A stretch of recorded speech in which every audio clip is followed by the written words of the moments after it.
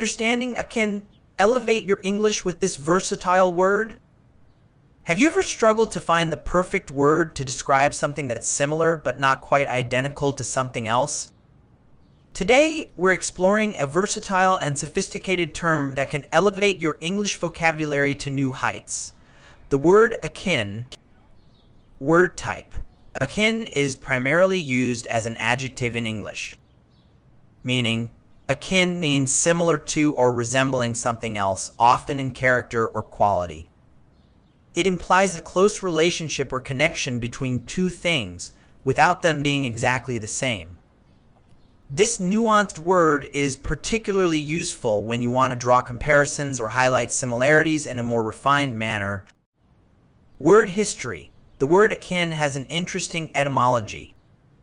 It originated in the mid-17th century and is derived from the phrase of kin.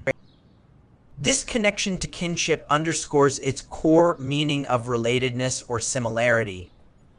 Antonyms. To better understand akin, let's consider its opposites. Antonyms include dissimilar, unrelated, different, and alien. These words emphasize the contrast between things that have no meaningful connection or resemblance. Synonyms. Some synonyms for akin include similar, comparable, analogous, related, and kindred. While these words are close in meaning, akin often carries a more nuanced connotation of similarity that isn't quite identical.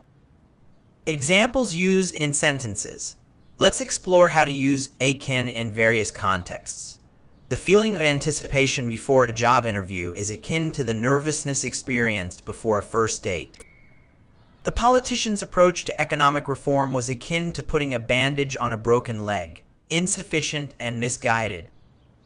The taste of this exotic fruit is akin to a blend of strawberries and pineapples, yet distinctly unique. Her writing style is akin to that of Jane Austen, with its wit and social commentary. Common errors in use. While akin is a sophisticated word, it's important to use it correctly. One common mistake is using it as a noun or verb.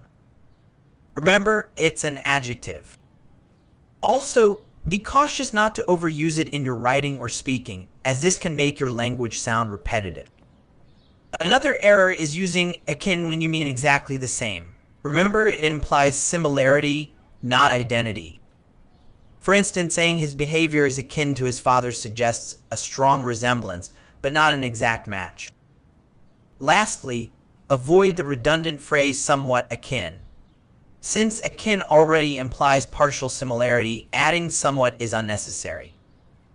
Mastering the use of akin can significantly enhance your vocabulary and help you express subtle comparisons more effectively.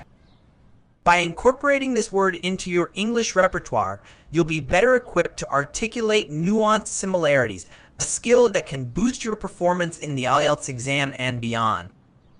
Remember, language proficiency is akin to a journey. It requires consistent practice and a willingness to explore new linguistic territories.